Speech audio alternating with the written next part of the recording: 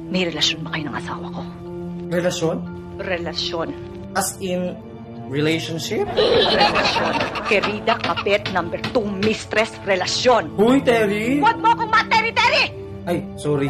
Sige, kung ayaw mo tawagin kitang Terry, Ses. Terry yung Ses? Basta wala nga kaming relasyon ng asawa mo. Magkasosyo lang kami sa mango shake business namin. Huwag ka nang magmalinis, ha? O di huwag ka maniwala. Lagi mo akong inaagawan! Inaagawan? Ay ano, tignan mo, pinagtirahan ka namin ng asawa mo ng mango shake. Anong ginagawa niyo? Online selling. Saan kayo nagpupunta? Sa supplier. Anong tawagan niyo? Dami mo naman tanong, Ses. Babe? Sweetheart? Honey? Letter B, sweetheart. Gusto mo paniwalaan kita? Diyos ko, tanong-tanong ka pa, di ka na naman pala maniniwala. Sige na, aminin ko na ako ng tawagan namin. Badiday at Toto. Happy?